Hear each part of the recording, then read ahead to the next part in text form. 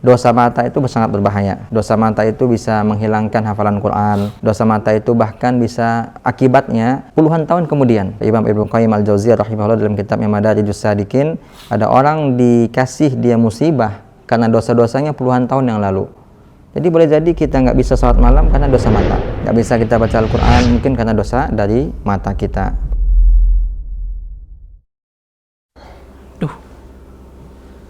Alhamdulillah. Nih lihat nih bang, itu apaan, Beb? nih ada video itu nih, ada nih.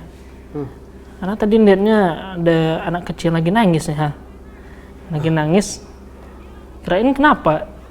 Ternyata abis lihat dialognya, ternyata diputusin nih bang sama yang ini, yang kecil. Diputusin kemana nih, Beb? Sama pacarnya katanya. Astagfirullah. Iya. Ini padahal masih SD nih, masih SD. Masih SD udah pacaran ya, Beb? Iya, nangis juga nih diputusin. Katanya ada cowok baru gitu ya. Astagfirullah. Aduh. Ada aja nih, Beb.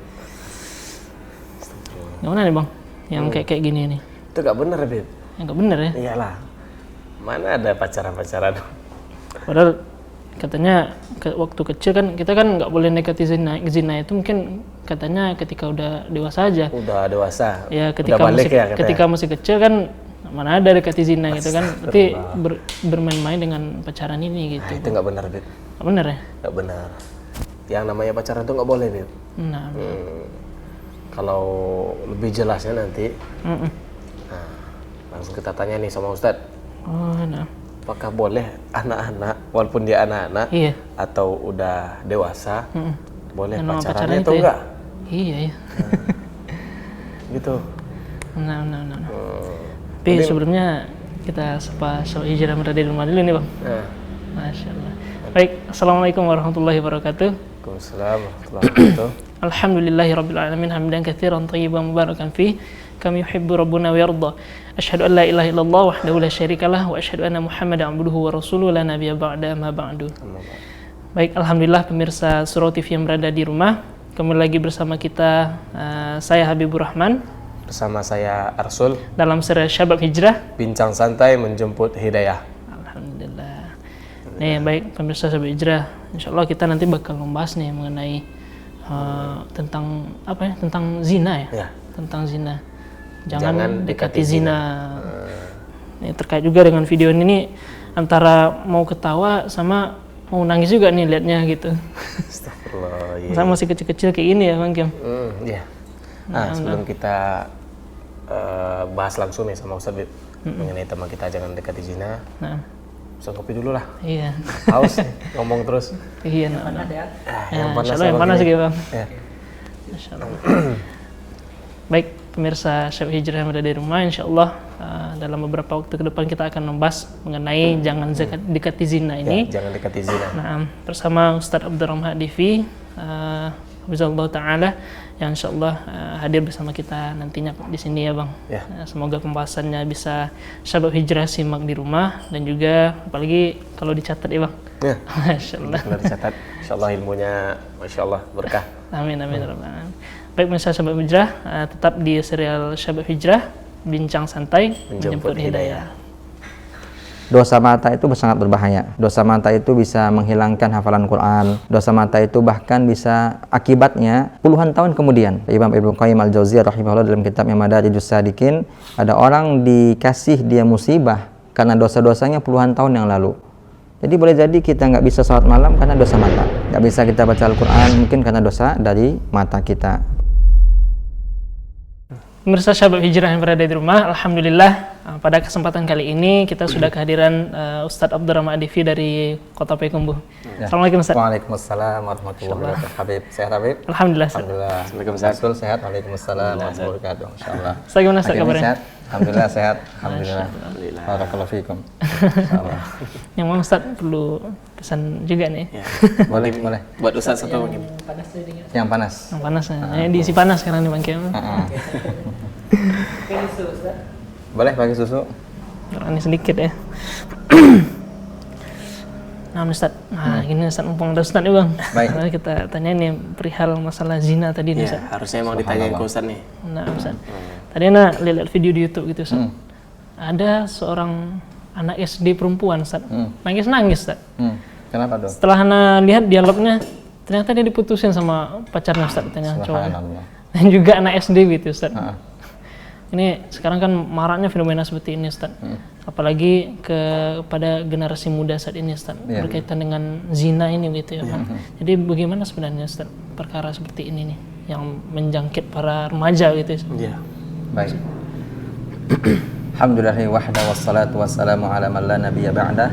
Amma ba'du. Para pemirsa Syabab Hijrah yang dimuliakan Allah dan kita semua, berkenaan dengan pertanyaan Habib tadi, ini sebenarnya tidak lepas dari peran orang tua. Ya, khususnya apabila anak itu masih SD. Allah Ta'ala telah mengamanahkan kepada para orang tua untuk menjaga amanah tersebut sebenarnya, dan itu adalah amanah yang berat. Dan sebenarnya anak-anak itu tergantung orang tua sebenarnya. Itu, Ustaz. Sebagaimana sabda Nabi kita sallallahu alaihi wasallam, kullu mauludin yuladu 'alal fitrah. Setiap anak yang lahir itu menurut fitrahnya. Fitrahnya adalah tauhid. Masyaallah. Dan fitrahnya adalah kesucian gitu. Nah, Ustaz. Fa abawahu, kedua orang tuanya lah, yumajjisani, menjadikan dia orang Majusi. Au yuhawidani, menjadikan dia orang Yahudi. Au yunasirani, menjadikan dia orang Nasrani. Jazakumullah khairan hakim. Jadi ini orang tua tiangnya sebenarnya, lingkungan internalnya. Jadi ketika lingkungan internalnya tidak benar, tidak didukung dengan fasilitas yang baik, maksudnya dengan pemahaman agama yang baik, sehingga menimbulkan lingkungan eksternalnya, lingkungan luar yang juga tidak baik. Dan kita sangat prihatin dengan remaja kita, anak-anak seperti anak SD tadi kan. Kalau kita lihat bagaimana para ulama kita dahulu, mereka 7 tahun sudah hafal Al-Quran. Masya Allah. Gitu. Yaitu orang tuanya juga. Kemudian seperti Syekh Muhammad bin Abdul Wahhab, 10 tahun hafal Quran, 14 tahun nikah. Masya Allah. Imam Syafi'i 7 tahun hafal Quran.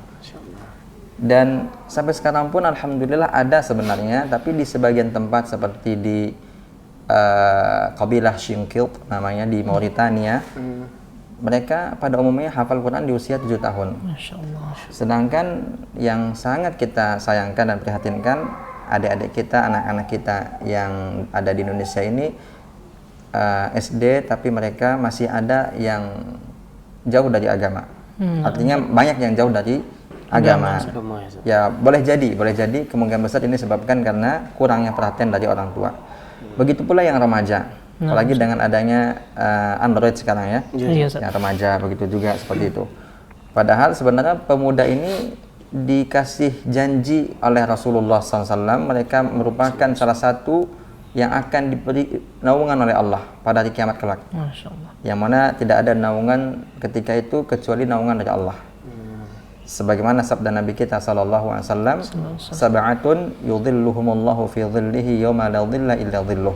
Ada 7 golongan yang akan Allah berikan naungan kepada mereka, yang mana ketika itu nggak ada naungan kecuali naungan dari Allah Subhanahu wa Ta'ala. Bayangkan hari kiamat panas 1 jengkal, kita dapat naungan dari Allah Subhanahu wa Ta'ala, ini kan sangat kita butuhkan. Dan diantara yang 7 itu 4 orang pemuda. 4 orang untuk para remaja, pemuda. Dan sebenarnya pemuda itu kata banyak ahli, semua yang usia di bawah 40 pemuda. Jadi kita ini juga termasuk pemuda gitu. Iya. Cuman mungkin ada yang pemuda yang sudah nikah, ada yang belum menikah kan gitu. Jadi apa kata Nabi SAW? Yang pertama adalah syabun wa qalbuhu mu'allakun bil masajid. Itu seorang pemuda yang hatinya terpaut kepada masjid. Pemuda lagi yang pertama. Yang kedua, wasyabun nasya'a fi ibadatillah. Seorang pemuda yang dia tumbuh dalam ketaatan kepada Allah. Masih pemuda ya? Pemuda lagi. Yang ketiga lagi pemuda juga. Yang ketiga ini adalah wa rajulun, seorang pemuda, seorang lelaki, da'athu imra'atun zatu jamalin wa mansibin. Diajak oleh seorang wanita yang cantik, punya kekayaan, bangsawan. Tapi dia mengatakan ketika diajak untuk berzina, dia mengatakan inni akhafullah. sesungguhnya aku takut kepada Allah Subhanahu wa taala. Dan juga seorang pemuda atau seorang remaja warujulani yang mereka dua orang pemuda, kata Rasulullah SAW, ijtama'a fillah, mereka berkumpul karena Allah, waftaraqa fillah, mereka pun berpisah karena Allah Subhanahu wa taala. Lihat ini, empatnya pemuda semua. Jadi sebenarnya kita ingin pemuda itu seperti yang disabdakan Nabi tadi sallallahu alaihi wasallam, supaya lahirlah Ammar bin Yasir. Masya Allah. Atau yang dekat kepada Ammar bin Yasir akhlaknya. Lahirlah hendaknya Mus'ab bin Umair. Kemudian Abdullah bin Umar yang di usia 13 tahun atau 12 tahun datang pada Rasulullah SAW untuk ikut berjihad. Nabi belum izinkan. Datang lagi pada umur 14 tahun ikut berjihad, pengen ikut berjihad dan diizinkan Nabi Muhammad SAW. Kita ingin adik-adik kita, remaja kita yang ada di Indonesia, setidaknya mereka cinta dengan para sahabat dan bisa meniru para sahabat Rasulullah SAW. Jangan sampai disibukkan dengan medsos remaja-remaja kita sehingga nanti boleh jadi membuat mereka kurang kecintaannya kepada para sahabat Rasulullah SAW. Itu ya, selain perhatian dari orang tua nih, Ustaz, atau selain dari bermain medsos, apa saja Ustaz yang bisa melatar belakangi maraknya perzinahan ini, Ustaz? Ya, secara garis besar sebenarnya terjadinya perzinahan karena dua hal. Ini secara garis besar ya. Yang pertama karena tidak adanya zakat. Tidak adanya zakat. Dan yang kedua karena tidak adanya zakat. Zakat pakai zal, mereka tidak memiliki ilmu. Dan zakat mereka tidak memiliki kesucian hati, kebersihan jiwa. Dan ini yang paling penting, yang kedua ini. Jadi boleh jadi ada orang cerdas, dia terperosok ke dalam zina. Disebabkan apa? Disebabkan hati yang nggak bersih. Oleh karena Rasulullah SAW mengajarkan kepada kita, dan ini perlu dibaca dan dihafal oleh para pemuda dan remaja, yaitu doa Allahumma inni a'udzubika min ilmin la yanfa'. Ya Allah, aku berlindung kepadamu dari ilmu yang tidak bermanfaat. Karena ilmu yang tidak bermanfaat merusak kesucian hati. Gitu, Ustaz. Wa min qalbin la yakhsha', dari hati yang tidak khusyuk, dalam beribadah tidak khusyuk. Kemudian wa min nafsin la tashba', dari jiwa yang tidak pernah puas, pengen memperturuti syahwatnya terus. Kemudian yang keempat, wa min da'watin la yustajabu laha, dari doa yang tidak diperkenankan. Jadi kita berlindung dari empat ini. Jadi perlu kita punya ilmu yang bermanfaat supaya terhindar para pemuda, para remaja dari permasalahan yang tadi, yaitu zina. Kemudian yang kedua, kesucian hati. Ada doanya yang bagus, diajarkan oleh Rasulullah SAW, Allahumma ati nafsi taqwaha wa zakkiha anta khairu man zakkaha anta waliyuha wa maulaha. Ini doa yang diajarkan Nabi SAW supaya bersih hati kita. Karena kalau bersih hati kita, insya Allah tidak akan terperosok ke dalam zina tadi. Dan zina itu kan ada dua. Ada zina yang langsung, yaitu bertemunya dua khitan, dan ada zina yang tidak langsung, yaitu melihat, mendengar dari lisan, memegang, meraba, itu juga zina itu. Jadi itu diantara sebab terjadinya zina secara garis besar. Mungkin ada sebab-sebab lain, diantaranya adalah lemahnya pemahaman iman, lemahnya pemahaman mereka terhadap bahaya zina, kemudian faktor lingkungan luar, tadi kan lingkungan orang tua atau di rumah mereka, nah sekarang lingkungan luar, salah bergaul. Maka Rasulullah SAW bersabda, al-arwahu junudun mujannadah, bahwasanya setiap jiwa itu berkumpul dengan yang sejenisnya. Jadi kalau kita berteman dengan teman-teman yang suka dengan bergaul bebas, maka dikhawatirkan kita pun akan bergaul dengan bebas. Remaja-remaja kita bergaul dengan bebas karena salah bergaul. Makanya kata Rasulullah juga SAW, almaru ala dini khalilih, seseorang itu menurut agama sahabatnya. Falyanzur ahadukum man yukhalil. Oleh karenanya perhatikanlah kepada siapa kalian berteman. Kemudian orang Arab mengatakan pepatah, as-sahib sahib. As-sahib yang pertama pakai sod, yang kedua pakai sin. Sahabat itu adalah orang yang menarik gitu. Jadi kalau kita ingin ditarik kepada akhirat, bersahabatlah dengan orang-orang yang mengingatkan kita kepada akhirat. Sebaliknya, kalau kita ingin atau berteman dengan orang-orang yang suka memikirkan dunia, maka kita akan ditarik kepada perangkap dunia. Nauzubillah. Alhamdulillah. Luar biasa ya. Zina ini. Jadi zina ini sangat berbahaya, dan zina ini diantara dosa yang cepat azabnya, cepat siksanya. Disegerakan ya. Disegerakan ya. Nah, Ustaz. Kita sebagai laki-laki juga cemas begitu ya Ustaz. Karena tidak luput dari terkadang zina mata yang tidak sengaja begitu Ustaz. Jadi Ustaz, bagaimana agama kita mengatur tentang sejauh mana laki-laki ini dalam bergaul gitu Ustaz? Apakah ada batasan tertentu sehingga itu bisa disebut sebagai dosa perzinaan atau gimana nanti Ustaz? Bagaimana penjelasan Ustaz? Baik, yang pertama adalah menjaga pandangan, batasan bergaul. Karena berawal dari pandangan. Nah, Ustaz. Sebagaimana kata orang Arab, minan nazar, dari pandangan, kemudian thumma assalam, kemudian saling sapa menyapa. Thumma al-ibtisam, kemudian saling melempar senyum. Jadi awalnya dari pandangan. Kemudian saling menyapa, kemudian melempar senyum. Iya. Kemudian yang keempat, thummal kalam, berbicara.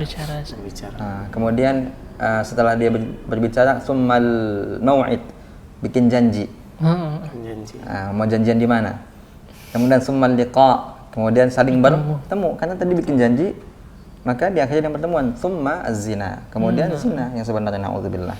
Jadi berawal dari pandangan. Oleh karena Islam mengatur, dan itu disebutkan di dalam surat An-Nur ayat 30 untuk lelaki, untuk lelaki yang beriman, ayat 31 untuk lelaki untuk wanita yang beriman. Apa kata Allah Ta'ala?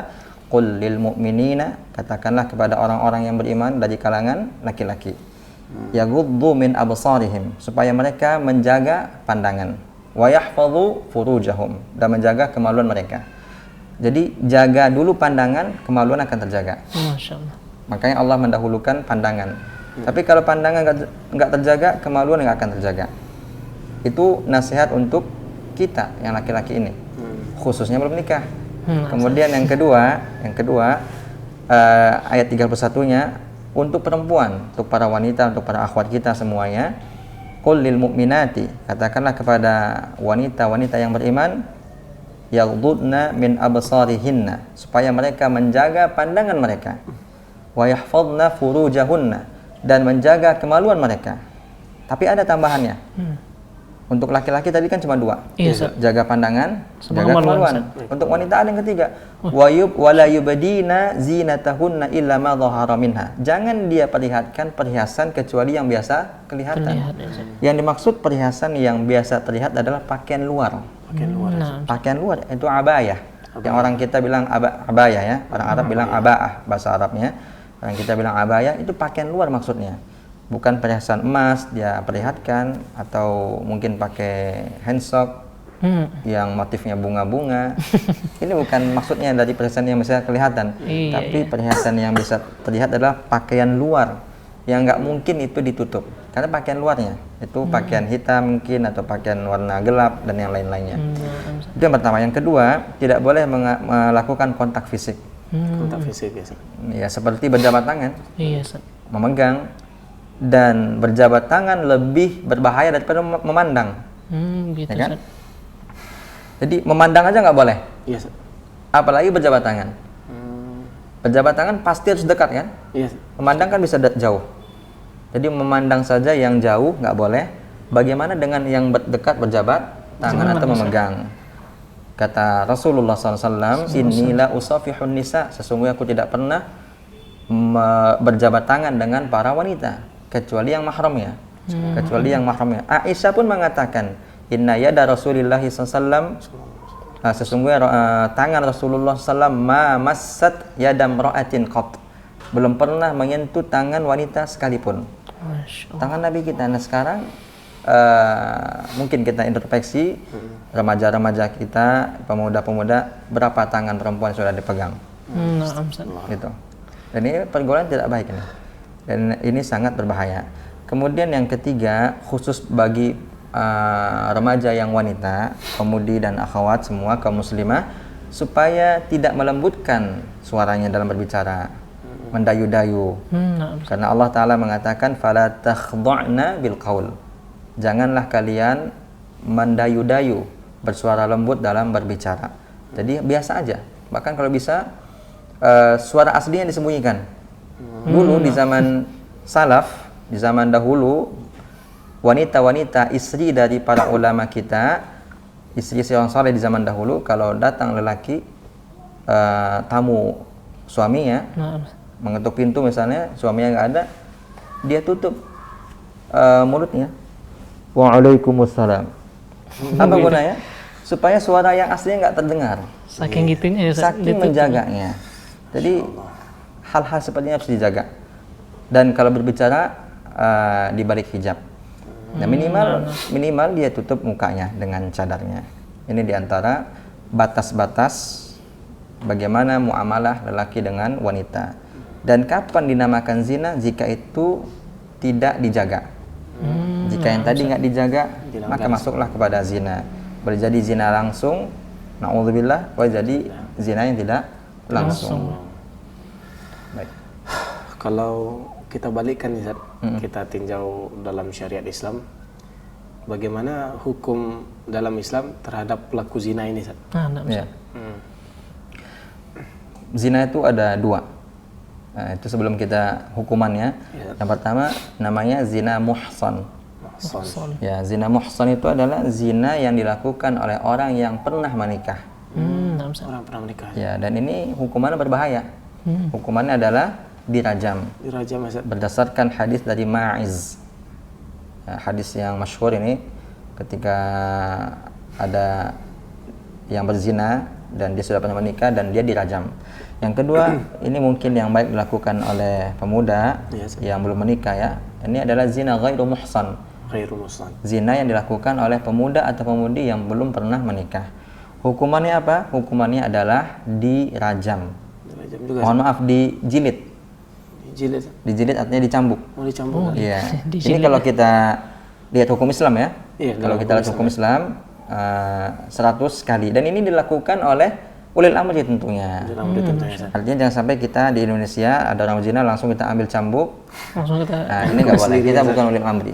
Yang melakukan adalah pemerintah atau pihak yang berwenang atau pihak yang berwajib. Kata Allah Ta'ala tentang masalah hukuman zina ini, az-zaniyatu waz-zani fajlidu kulla wahidin minhuma mi'atal jaldah. Jadi pezina perempuan dan pezina laki-laki, mereka dicambuk masing-masing 100 kali. Dicambuk 100 kali. Kenapa dikatakan pezina perempuan diawali dengan pezina perempuan dalam surat An-Nur tersebut, ayat yang kedua? Karena memang zina ini asal muasalnya, penyebabnya kebanyakan dari wanita. Begitu, ya, karena mungkin mereka keluar tidak pakai hijab yang baik. Padahal Nabi mengatakan innal mar'ata aurah.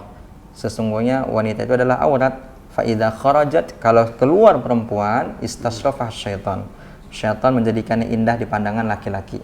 Makanya kita kalau lihat perempuan, laki-laki ya, nggak sengaja mungkin, insyaallah nggak sengaja ya, nggak sengaja, insyaallah nggak sengaja, ya nggak sengaja insyaallah. Jadi apa namanya, mungkin akan terlihat, mungkin terlihat kaos kakinya aja mungkin bisa apa namanya menimbulkan hal yang tidak baik di dalam hati.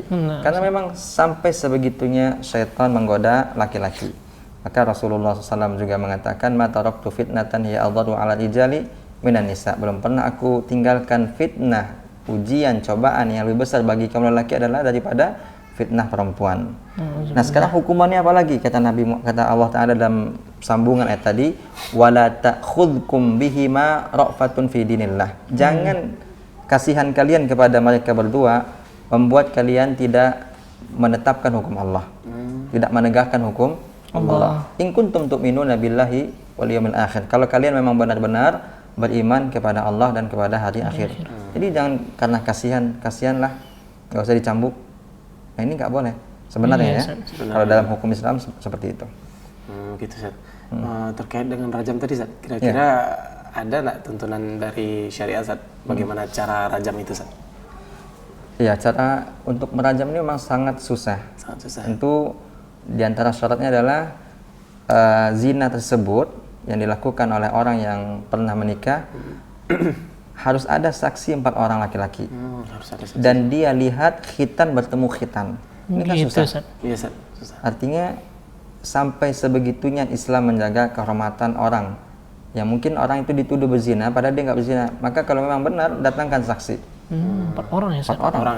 Dan melihat khitan bertemu dengan khitan. Seperti itu. Dan pernah seorang wanita Al-Ghamidiyah datang kepada Rasulullah SAW mengaku pernah berzina. Nabi mengatakan pulang dulu. Kemudian datang lagi, sedang hamil dia, sudah tua, kata Nabi pulang dulu. Nanti setelah melahirkan baru datang lagi ke sini. Setelah melahirkan datang lagi, kata Nabi irji'i, pulang lagi. Sampai anak besar baru dia dilakukan hukum zina karena dia mengaku.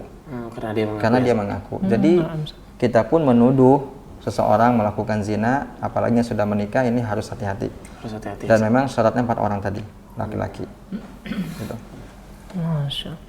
Artinya gitu ya, saking ketatnya peraturan di agama kita tentang zina ini ya. Sudah diatur semuanya. Sudah diatur semuanya. Nah, berkaitan dengan itu Ustaz, ada juga nih Ustaz, akhir-akhir ini kemarin viral gitu Ustaz, pendapat salah seorang akademisi gitu Ustaz, yang bergelar doktor bahkan Ustaz, mengatakan bahwasannya zina yang tidak diperbolehkan itu, zina yang diperbolehkan itu sepertinya, maaf Ustaz, yang tidak diperbolehkan itu adalah zina yang secara terang-terangan gitu Ustaz.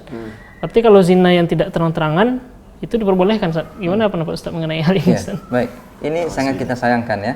Dari seorang doktor, ya bukan dokter ya doktor. Ya S1 selesai, S2 selesai, dan S3 selesai. Menulis sebuah disertasi tentang konsep milkul yamin. Milkul yamin. Ya, ini sangat kita sayangkan. Padahal budak di zaman sekarang sudah tidak ada lagi, sudah dihapuskan kan gitu. Jadi sangat kita sayangkan ada seorang yang bergelar doktor dalam bidang agama membuat pernyataan yang sangat bertentangan dengan agama. Dan jika itu memang dia yakini, bisa menyebabkan dia keluar dari Islam. Karena dia menghalalkan, meskipun dia tidak melakukannya. Lebih besar dosa orang yang menghalalkan sebuah perbuatan yang haram daripada orang yang tahu itu haram tapi dia kerjakan. Jadi tentang yang tadi ya, terang-terangan ya, yang nggak boleh. Ya, kayaknya nggak ada orang zina terang-terangan. Artinya zina khitan ketemu khitan ya. Nggak ada orang zina terang-terangan di depan umum. Semua orang zina tentu sembunyi-sembunyi. Iya, ya, di tempat yang tertutup kan gitu. Jadi ini pun sudah bisa kita bantah dong. Artinya pernyataan dokter tadi sangat kita sayangkan, dan kita berharap mudah-mudahan dokter tadi sudah bertaubat. Kalau dia nggak bertaubat, harus dipaksa bertaubat. Kalau tidak, sebenarnya dalam hukum Islam dibunuh itu. Dalam hukum Islam dibunuh, tentu yang membunuhnya juga adalah ulil amri. Ya, disebabkan apa? Disebabkan dia setelah keluar dari Islam, yaitu menghalalkan sesuatu yang haram. Dan ini berbahaya. Ini jika memang dia katakan dengan penuh keyakinannya, tanpa ada unsur paksaan dan unsur-unsur yang menyebabkan terhalangnya dia menjadi kafir. Gitu.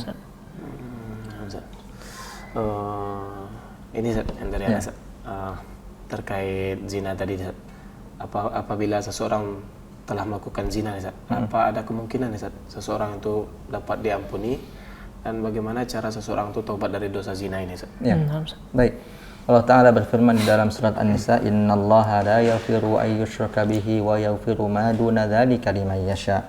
Sesungguhnya Allah Ta'ala tidak mengampuni dosa syirik, dan Allah ampuni dosa selain daripada itu. Berarti zina bukan dosa syirik kan? Allah ampuni itu. Meskipun dia nggak bertaubat, tapi dicuci dulu di neraka. Iya, San. Dicuci dulu. Itu cara bentuk pengampunan Allah. Kalau dia belum bertaubat sebelum dia wafat. Tapi kalau dia bertaubat dengan taubatan nasuha, sebagaimana firman Allah Ta'ala, ya ayyuhalladzina amanu tubu ilallahi taubatan nasuha. Dalam surat At-Tahrim, wahai orang-orang beriman, bertaubatlah kalian kepada Allah dengan taubat yang jujur. Nasuha itu artinya jujur, sungguh-sungguh. Kalau kita sungguh-sungguh, apa balasannya? Yukaffir ankum sayyiatikum. Allah akan hapus semua dosa kalian. Asa an yukaffira ankum sayyiatikum, kata Allah. Mudah-mudahan Allah Ta'ala menghapus semua dosa-dosa kalian. Wa yudkhilakum jannatin tajri min tahtihal anhar. Dan mudah-mudahan Allah Ta'ala memasukkan kalian ke dalam surga yang mengalir di bawahnya sungai-sungai. Bagi siapa? Bagi yang bertobat sebelum wafatnya, walaupun dia telah melakukan zina. Dan juga Allah mengatakan dalam surat Az-Zumar, qul ya ibadiyalladzina asrafu ala anfusihim la taqnatu min rahmatillah innallaha yaghfiru dzunuba jami'a innahu huwal ghafurur rahim. Wahai hamba-hambaku yang telah melampaui batas, zina ini termasuk dosa yang melampaui batas. Melampaui batas. jangan kalian berputus asa dari rahmat Allah. Sesungguhnya Allah mengampuni semua dosa. Semua dosa. Apa syaratnya? Taubatan nasuha. Taubatan nasuha. Sesungguhnya Allah Ta'ala Maha Pengampun lagi Maha Penyayang. Nah, sekarang gimana cara taubat nasuha? Ini disebutkan atau dinukil oleh Al-Imam An-Nawawi rahimahullah dalam kitabnya Riyadhus Shalihin. Di antara yang pertama adalah menyesali. Jadi dia sesali. Yang kedua, dia berjanji tidak lagi mengulang. Dan yang ketiga, dia tinggalkan itu. Jangan balik lagi. Gimana cara kita meninggalkannya? Adalah jangan berteman dengan teman-teman lama yang mungkin mengingatkan kita kepada dosa-dosa dahulu. Apakah dengan menikah itu menghilangkan dosa zina, Ustaz? Contoh sebelum menikah dia kan berzina nih sama Sebelum menikah dia berzina sama calonnya itu. Kemudian dia nikah kan? Apakah dosanya sebelum nikah itu hilang dengan nikah? Dihalalkannya gitu ya. dihalalkan. Secara otomatis tentu tidak. Artinya kalau memang dia sebelum menikah dengan istrinya dia pernah berzina gitu ya, yang ketika itu status masih jadi pacar gitu ya, pacar haram ya. Ada juga pacar yang halal kan dalam tanda kutip ya, itu setelah menikah. Setelah menikah ya.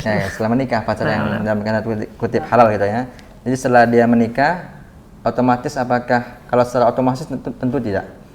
Kalau secara otomatis tentu tidak. Bukan berarti setelah dia nikah hilang dosanya semua. Tidak, harus bertaubat dia. Harus bertobat. Karena itu dosa besar. Dosa besar hilang dengan taubatan nasuha. Sedangkan dosa kecil hilang dengan amal saleh. Berwudu, kita setiap kali berwudu, man tawadda'a fa ahsanal wudu'a kharajat minhu khatayahu. Akan keluar barang siapa yang berwudu kemudian diperbaiki wudunya, maka dosa-dosanya akan keluar. Wa hatta min adhafirihi, sampai-sampai dari kuku-kukunya akan keluar dosa-dosanya. Itu dosa apa? Dosa kecil. Tapi zina termasuk dosa besar, maka harus dengan taubatan nasuha. Bukan menikah otomatis hilang dosanya, tidak. Gitu ya. Iya, luar biasa pembahasan kita. Alhamdulillah, ilmu yang Ustaz sampaikan, Masya Allah. Jazakallah khairan. Mudah-mudahan Allah jaga keikhlasan kita. Amin Allah. Semoga bisa kita amalkan juga ya Ustaz. Ya, itu insya Allah. Ya, terutama untuk diri kita sendiri, mungkin kepada Keluarga kita ya. Ya. Keluarga kita dan juga para Di sini kita ini juga belum menikah. Mudah-mudahan dimudahkan Allah. Amin. Yassarallahu lakum. Amin. Ada satu lagi Ustaz. Baik. Masya Allah. Kalau mereka berzina nih Ustaz dan punya anak sebelum menikah, tapi mereka tetap menikah, bagaimana status anaknya Ustaz? Itu namanya anak zina. Bukan haram Ustaz, namanya bukan haram ya. Anak zina. Anak zina ya Ustaz. Iya, anak zina. Allah Ta'ala mengenamakan mereka adalah kullu mauludin yuladu 'alal fitrah, suci. Suci ya Ustaz. Jadi mereka tidak disebut dengan anak haram, istilahnya adalah anak zina. Gitu. Berarti pas lahiran anak diulang nikah lagi Ustaz? Ya. Masya Allah. Ustaz, sekarang kita minta nasihat juga dari Ustaz. Baik untuk kita pribadi di sini juga untuk Syabab Hijrah berada di rumah Ustaz. Berkaitan dengan dosa zina nih Ustaz. Bagaimana cara kita menghindarinya? Mungkin ada penegasan lagi Ustaz. Tepat Ustaz. Masih banyak teman-teman kita yang beranggapan pacaran Islami dengan ta'arufan tapi boncengan gitu Ustaz. Iya. Subhanallah. Baik. Pada para Syabab Hijrah pemirsa di rumah dan kaum muslimin serta kaum muslimat dan kita yang berhadir saat ini, untuk menjaga diri kita dari zina tentunya kita memperbaiki salat kita dulu. Itu yang pertama kali, memperbaiki salat kita. Karena orang-orang yang menjaga salatnya insya Allah akan terjaga syahwatnya. Itu disebutkan oleh Allah Ta'ala dalam surat Maryam. Jadi kalau kita jaga salat kita, syahwat kita akan terjaga. Dan sebaliknya, orang-orang yang tidak terjaga sholatnya, syahwatnya nggak terjaga juga. Jadi yang pertama kali, jaga sholat kita. Apalagi Nabi juga mengatakan sallallahu alaihi wasallam bahwasanya idza saluhat sholatuhu saluhat sa'iru a'malihi kullih. Maka apabila baik sholatnya, semua amalnya baik gitu. Jadi kalau buruk sholatnya, buruk juga semua amalnya. Itu pemahamannya gitu. Dan itu juga dikatakan oleh Nabi kita sallallahu alaihi wasallam. Jadi kita mengajak semua pemirsa dan para hadirin yang ada di studio saat ini adalah agar kita memperbaiki sholat kita. Itu yang pertama kali. Kalau baik sholatnya, kualitasnya, insya Allah akan terhindar dari syahwat. Kemudian yang kedua, ingat bahwasanya dosa mata itu sangat berbahaya. Dosa mata itu bisa menghilangkan hafalan Quran. Dosa mata itu bahkan bisa akibatnya puluhan tahun kemudian. Sebagaimana disebutkan oleh Imam Ibnu Qayyim Al-Jauziyah rahimahullah dalam kitabnya Madarijus Salikin, ada orang dikasih dia musibah karena dosa-dosanya puluhan tahun yang lalu. Jadi boleh jadi kita nggak bisa sholat malam karena dosa mata, yaitu berzina, dosa zina mata ya gitu kan. Nggak bisa kita baca Al-Quran mungkin karena dosa dari mata kita. Kan Quran itu kan kita lihat dengan mata gitu. Jadi nggak mungkin bercampur antara dosa melihat mata dengan pahala melihat Al-Quran atau membaca Al-Quran gitu. Jadi hati-hati. Kemudian jaga pandangan. Yang ketiga adalah supaya kita terjaga dari zina, hindari berteman dengan para lawan jenis, artinya atau yang kita sebut dengan akhwat. Bagi kita para ikhwan, tidak berteman dengan mereka. Dan kalau di Arab, khususnya di Arab Saudi, kalau ada seorang lelaki mengatakan indi sadiqah, saya punya teman perempuan, yang dimaksud adalah pacar.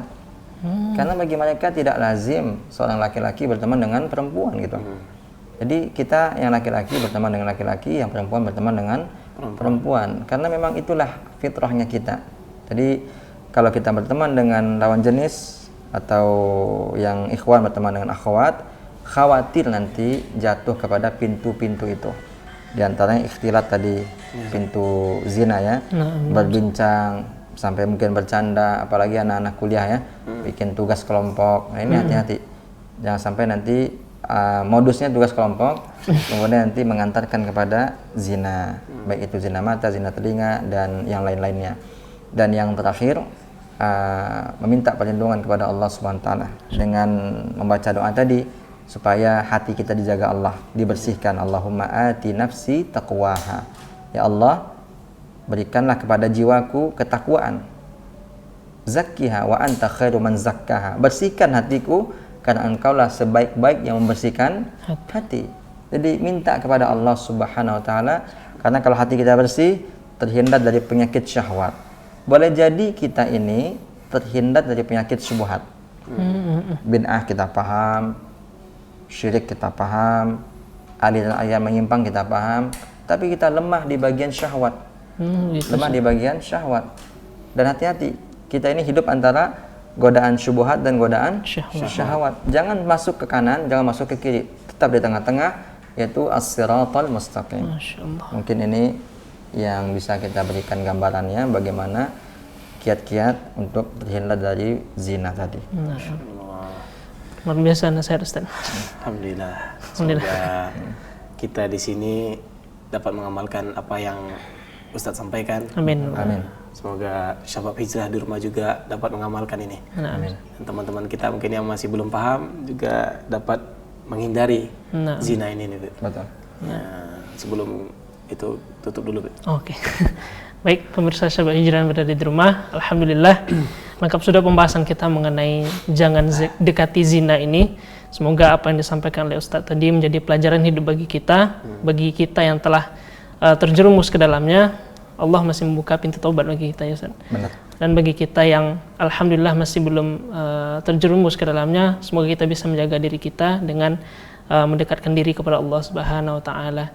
Mungkin itu nasihat dari Ustaz yang sampaikan tadi. Semoga informasi ini bisa kita sampaikan kepada kita maknai untuk diri kita sendiri terlebih dahulu, kemudian keluarga kita, dan kita sebarkan kepada orang lain. Semoga bermanfaat dan semoga untuk kedepannya bisa bertemu lagi dengan kami di sini bersama saya Habibur Rahman, bersama saya Arsul, dalam serial Syabab Hijrah, bincang santai menjemput hidayah. Assalamualaikum warahmatullahi wabarakatuh. Waalaikumsalam warahmatullahi wabarakatuh. Jazakallahu khairan.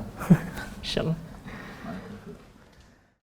Dosa mata itu sangat berbahaya. Dosa mata itu bisa menghilangkan hafalan Quran. Dosa mata itu bahkan bisa akibatnya puluhan tahun kemudian. Imam Ibnu Qayyim Al-Jauziyah rahimahullah dalam kitabnya Madarijus Salikin, ada orang dikasih dia musibah karena dosa-dosanya puluhan tahun yang lalu. Jadi boleh jadi kita nggak bisa sholat malam karena dosa mata. Nggak bisa kita baca Al-Quran mungkin karena dosa dari mata kita.